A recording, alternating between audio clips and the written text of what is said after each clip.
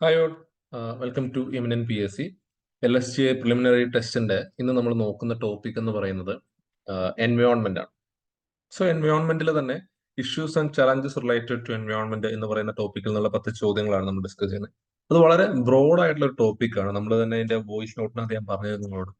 കാരണം issues and challenges എന്ന് പറയുമ്പോൾ നമ്മുടെ സിലബസിൽ വരുന്ന എന്ത് കാര്യങ്ങളും ആ ഒരു ഇഷ്യൂസ് ആൻഡ് ചലഞ്ചസ് എന്ന കാറ്റഗറിയിൽ ഉൾപ്പെടും. സോ നമ്മുടെ ഫസ്റ്റ് ക്വസ്റ്റ്യൻ എന്ന് പറയുന്നത് which of the following is not a green house gas. Green house gas അല്ലാത്തത് ഏതാണ് എന്നുള്ളതാണ് ചോദ്യം. സോ അപ്പൊ നമ്മൾ നോക്കിക്കഴിഞ്ഞാൽ ഈ ഗ്രീൻ ഹൗസ് ഗ്യാസസ് എന്ന് പറയുന്നത് നമുക്കിവിടെ അറിയാം, ഇപ്പോൾ ഏറ്റവും പ്രധാനപ്പെട്ട ഏറ്റവും കൂടുതൽ ഡിസ്കസ് ചെയ്യപ്പെടുന്ന കാര്യങ്ങളിൽ ഒന്നാണ് നമ്മുടെ ഗ്ലോബൽ വാർമിംഗ്. ആ ഗ്ലോബൽ വാർമിങ്ങിന് കാരണമാകുന്നത് തന്നെ ഈ ഗ്രീൻ ഹൗസ് ഗ്യാസ് ആണ്. അപ്പൊ അതിൽ ഏറ്റവും പ്രധാനമായിട്ട് നമ്മൾ പറയുന്നത് കാർബൺ ഡൈ ഓക്സൈഡ് ആണ്. Carbon dioxide one of the most important അല്ലെങ്കിൽ മോസ്റ്റ് പൊട്ടൻഷ്യൽ ഗ്രീൻ ഹൗസ് ഗ്യാസിൽ ഒന്നാണ്. അതുപോലെ തന്നെ മീഥെയ്ൻ, വാട്ടർ വേപ്പർ. വാട്ടർ വേപ്പറും ശരിക്കും എന്താണ്, ഒരു ഗ്രീൻ ഹൗസ് ഗ്യാസ് ആണ്.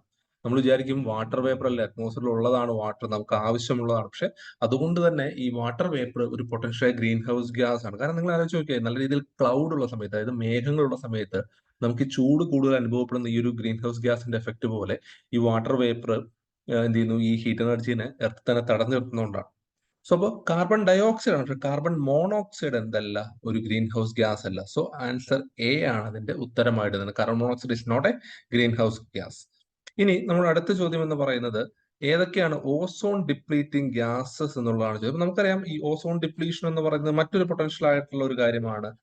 ഇവിടെയുള്ള ഈ ഓസോൺ ഓസോൺ നമുക്കറിയാം അറ്റ്മോസ്ഫിയറിൽ സ്ട്രാറ്റോസ്ഫിയറിൽ വരുന്ന 10 മുതൽ 50 കിലോമീറ്റർ ഹൈറ്റിൽ വരുന്ന സ്ട്രാറ്റോസ്ഫിയറിനകത്ത് വരുന്ന ഓസോൺ കോൺസെൻട്രേറ്റ് ചെയ്തിരിക്കുന്ന ഒരു റീജിയൻ ആണ് നമ്മൾ ഈ ഓസോണോസ്ഫിയർ അല്ലെങ്കിൽ ഓസോൺ ലെയറുകൾ എന്നല്ലെങ്കിൽ ഓസോൺ പാളികൾ.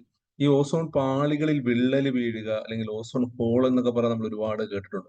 ഇതിന്റെ കാരണം എന്ന് പറയുന്നത് ഈ അറ്റ്മോസ്ഫിയറിലേക്ക് എത്തുന്ന ചില ഗ്യാസസ് ഈ ഓസോണുമായിട്ട് വർക്ക് ചെയ്ത് ഓസോണിനെ ഓക്സിജനാക്കി മാറ്റുന്നത് കൊണ്ടാണ് ഈ ഒരു പ്രശ്നം സംഭവിക്കുന്നത്.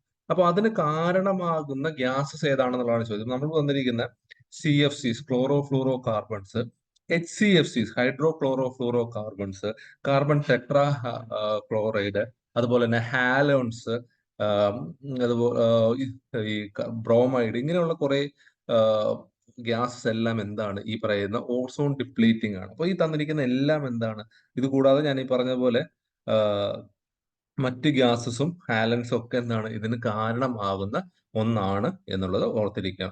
അത് നമുക്ക് ചോദിക്കാവുന്ന ഒരു കാര്യമാണ് ഇങ്ങനെ വരുന്ന ഏതൊക്കെയാണ് എന്നുള്ളത്. ഈ മൂന്നാമത്തെ ചോദ്യം എന്ന് പറയുന്നത് വാട്ടർ പൊല്യൂഷന്റെ സോഴ്സ് അല്ലാത്തത് ഏതാണ് എന്നുള്ളതാണ് നമ്മൾ ചോദിച്ചിരിക്കുന്നത്.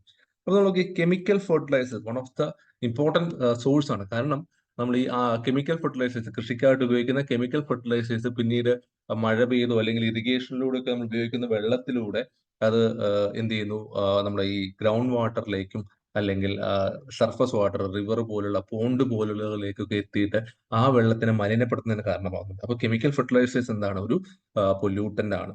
ദെൻ അർബൻ സീവേജ് എന്ന് പറയുന്നത് കുറെ ഈ അർബൻ വേസ്റ്റ് വാട്ടറുകൾ, ഈ വരുന്ന നല്ല രീതിയിൽ ട്രീറ്റ് ചെയ്യാത്ത സീവേജ് പ്ലാന്റുകളിൽ ട്രീറ്റ് ചെയ്യാതെ വരുന്ന ഈ അർബൻ വേസ്റ്റുകൾ എന്താണ്, ഈ വാട്ടർ പൊല്യൂഷൻ. നമുക്ക് എല്ലാവർക്കും നോക്കിക്കഴിഞ്ഞാൽ നമുക്ക് ചുറ്റുമുള്ള വാട്ടർ ബോഡീസ് നോക്കിക്കഴിഞ്ഞാൽ, സിറ്റിയിലുള്ള വാട്ടർ ബോഡീസ് നോക്കിക്കഴിഞ്ഞാൽ ഇത് നമുക്ക് കാണാനായിട്ട് കഴിയും. Then land fill. Land fill എന്ന് പറയുന്നത് പ്രധാനമായിട്ടും ഈ വേസ്റ്റ് കൊണ്ടുവന്ന് ഡംപ് ചെയ്യുന്ന സ്ഥലങ്ങളാണ്.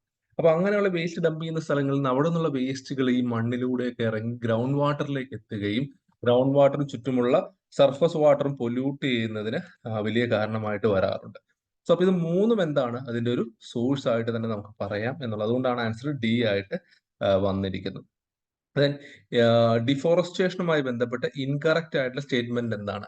Forest fire is a cause for deforestation. ശരിക്കും ഒരു നാച്ചുറൽ കോസ്, ഡിഫോറസ്റ്റേഷൻ സംഭവിക്കുന്നതിന്റെ ഒരു നാച്ചുറൽ കോസ് ആണ് ഫോറസ്റ്റ് ഫയർ എന്ന് പറയുന്നത്. ഇനി ആർട്ടിഫിഷ്യൽ ആയിട്ട് മനുഷ്യരുണ്ടാക്കുന്ന ഫോറസ്റ്റ് ഫയറും അതിന് കാരണമാണ്. ഇനി deforestation lead to loss of biodiversity. Deforestation എന്ന് പറയുമ്പോൾ അവിടെയുള്ള മരങ്ങളും ഈ മരങ്ങൾ നശിക്കുന്നതിനോടൊപ്പം തന്നെ അതുമായി ബന്ധപ്പെട്ട ബേർഡ്സും ആനിമൽസും എല്ലാം എന്ത് ചെയ്യുന്നുണ്ട്, ഡൈ ഡൗൺ ചെയ്തു പോകുന്നുണ്ട്. അപ്പൊ അങ്ങനെ വരുമ്പോൾ ഈ ഡിഫോറസ്റ്റേഷൻ എന്ന് പറയുന്നത് ബയോഡൈവേഴ്സിറ്റി നഷ്ടപ്പെടുന്നതിന് കാരണമാവുന്നുണ്ട്. അതുപോലെ ഈ ഡിഫോറസ്റ്റേഷൻ സംഭവിക്കുമ്പോൾ ഈ വെള്ളത്തിന് ആ മണ്ണിൽ പിടിച്ചു നിൽക്കാൻ കഴിയാതെ അത് ഒഴുകി പോവുകയും സോയിൽ ഇറോഷൻ ഒക്കെ ഭയങ്കരമായിട്ട് കൂടും. ശരിക്കും പറഞ്ഞാൽ ഒരു സ്ഥലത്ത് വാട്ടർ കുറെ നേരം നിന്ന് കഴിഞ്ഞാൽ മാത്രമാണ് അത് ഇൻഫിൽട്രേറ്റ് ചെയ്ത് ഗ്രൗണ്ട് വാട്ടറിലോട്ട് ഇറങ്ങത്തുള്ളൂ. അപ്പൊ അങ്ങനെയുള്ള ഗ്രൗണ്ട് വാട്ടർ ടേബിള് കുറഞ്ഞു പോകുന്നതിന് കാരണമാണ്, ഒരിക്കലും ഇൻക്രീസ് ചെയ്യുന്നതിന് കാരണമാകില്ല. ഇനി അതുപോലെ സബ്സിസ്റ്റന്റ് ഫാമിംഗ് അല്ലെങ്കിൽ നമ്മൾ ജൂമിങ്, ഷിഫ്റ്റിംഗ് കൾട്ടിവേഷൻ എന്നൊക്കെ പറയില്ലേ, ഇത് ശരിക്കും പറഞ്ഞു കഴിഞ്ഞാൽ ഡിഫോറസ്റ്റേഷൻ ഒരു പ്രധാനപ്പെട്ട കാരണമാണ്. പ്രത്യേകിച്ച് നമ്മുടെ നോർത്ത് ഈസ്റ്റിലൊക്കെ നമുക്കറിയാം, ഒരു പാർസൽ ഓഫ് ലാൻഡ് ക്ലിയർ ചെയ്തിട്ട് അവരോട് കൃഷി ചെയ്യുന്നു. പിന്നീട് ഒരു 3-4 വർഷം കഴിയുമ്പോൾ അടുത്ത സീസൺ കഴിയുമ്പോൾ അടുത്ത സ്ഥലത്തേക്ക് പോകുന്നു, അടുത്ത പാച്ച് ഓഫ് ഫോറസ്റ്റ് ക്ലിയർ ചെയ്യുന്നു. ഇത് ഡീഫോറസ്റ്റേഷന് പ്രധാനപ്പെട്ട ഒരു കാരണമായിട്ടാണ് പറയപ്പെടുന്നത്, എസ്പെഷ്യലി നോർത്ത് ഈസ്റ്റിലൊക്കെ. അപ്പൊ അതുകൊണ്ട് നമ്മുടെ ഉത്തരം ഇതിൽ സി ആണ് എന്നുള്ളത് ഓർത്തിരിക്കുക. ഓക്കെ, ദെൻ അഞ്ചാമത്തെ ചോദ്യം നോക്കിയാൽ, consider following statement regarding coral bleach. It is a process of coral turns in to white. Corals it's a process of corals turning in to white. അതായത് കോറൽ റീഫുകൾ വെള്ള കളറായിട്ട് മാറുന്നു, അല്ലെങ്കിൽ ഒരു വൈറ്റിഷ് ഗ്രേ ആയിട്ട് മാറുന്നു എന്നുള്ളത്. ശരിക്കും അത് തന്നെയാണ് coral bleaching. Coral loses the symbiotic relationship with the algae due to various stressors. അതായത് ഈ പറയുന്ന ഗ്ലോബൽ വാർമിംഗ്, ടെമ്പറേച്ചർ കൂടുന്നുണ്ട്, അല്ലെങ്കിൽ പൊല്യൂഷൻ കാരണം, സീ ലെവൽ റൈസ് ചെയ്യുന്നത് കൊണ്ട്, ഇങ്ങനെയുള്ള പല കാരണങ്ങൾ കൊണ്ട് ഈ കോറൽസും ഈ സുസാന്തല്ലെ എന്ന് പറയുന്ന ആൽഗയും തമ്മിലുള്ള സിംബയോട്ടിക് റിലേഷൻഷിപ്പ് നഷ്ടപ്പെടുകയും അതിൽ നിന്ന് ഈ ആൽഗെ നഷ്ടപ്പെട്ടു പോകുന്നതുമാണ് ഈ പറയുന്ന കോറൽ ബ്ലീച്ചിങ്ങിന്റെ ഏറ്റവും പ്രധാനപ്പെട്ട കാരണം എന്ന് പറയുന്നത്. അപ്പൊ അങ്ങനെ കോറൽ ബ്ലീച്ചിങ് സംഭവിച്ചു കഴിയുമ്പോഴാണ് ഇത് ഈ വൈറ്റ് കളർ ഉണ്ട്. അതൊരു പെർമനന്റ് ആയിട്ടുള്ള കണ്ടീഷൻ ആവണമെന്നില്ല. പിന്നീട് ആ കണ്ടീഷൻ റിവേഴ്സ് ചെയ്യുമ്പോൾ, അതായത് ടെമ്പറേച്ചർ കൂടിയതുകൊണ്ടാണെന്ന് വിചാരിക്കുക, ടെമ്പറേച്ചർ കുറഞ്ഞു കഴിഞ്ഞാൽ തിരിച്ച് ഈ ആൽഗകൾ തിരിച്ചു വന്നുകൊണ്ട് നോർമൽ കണ്ടീഷൻ റീ എസ്റ്റാബ്ലിഷ് ചെയ്യപ്പെടാനുള്ള ചാൻസസ് ഉണ്ട്. അപ്പോൾ ഈ പറയുന്ന കോറൽ അല്ലെങ്കിൽ കോറൽ റീഫുകൾ വൈറ്റ് ആയിട്ട് മാറുന്നു. അതിന്റെ കാരണം എന്ന് പറയുന്നത് എന്താണ്? ഈ പറയുന്ന ആൽഗകൾ നഷ്ടപ്പെട്ടു പോകുന്നതാണ്. അതുകൊണ്ട് നമ്മുടെ ആൻസർ എന്ന് പറയുന്നത് എ ആണ്. സ്റ്റേറ്റ്മെന്റ് 1ഉം 2ഉം കറക്റ്റ് ആണ്. 2 is the correct explanation of statement 1 ആണ് എന്നുള്ളതാണ്. ദെൻ ഇനി എയർ പൊല്യൂഷന്റെ കോൺസിക്വൻസസ്. എയർ പൊല്യൂഷൻ കാരണം ഇവിടെ എന്തൊക്കെ സംഭവിക്കുന്നു? Increased smog. നമുക്കറിയാം, സ്മോഗ് എന്ന് പറയുന്നത് സ്മോക്കും ഫോഗും കൂടെ ഒന്നിച്ച് വരുന്നതാണ്. അത് ശരിക്കും പറഞ്ഞു കഴിഞ്ഞാൽ എയർ പൊല്യൂഷൻ കാരണം അവിടെ സ്മോക്ക് ഉണ്ടാവുന്നത് കൊണ്ടാണ് ഇത് കയറി വരുന്നത്. ആസിഡ് റെയിൻ എയർ പൊല്യൂഷൻ കാരണം അവിടെ വരുന്ന സൾഫറിന്റെയും ക്ലോറിന്റെയും ഒക്കെ ഇതിൽ നിന്നാണ് അവിടെ ആസിഡ് റെയിനിലേക്ക് വരുന്നത്. ദെൻ എയർ പൊല്യൂഷൻ കാരണം ആ പൊല്യൂട്ടഡ് ആയിട്ടുള്ള എയർ ശ്വസിക്കുമ്പോൾ റെസ്പിറേറ്ററി ഇഷ്യൂസ്, ബ്രോങ്കൈറ്റിസ് പോലുള്ള, ആസ്മ പോലുള്ള പ്രശ്നങ്ങൾ ആളുകൾക്ക് ഉണ്ടാവുന്നതും കോമൺ ആണ്. Improved air quality. ശരിക്കും എയർ പൊല്യൂഷൻ എന്ന് പറയുന്നത് എന്താണ്? എയർ ക്വാളിറ്റി കുറഞ്ഞു പോകുന്നതാണ്.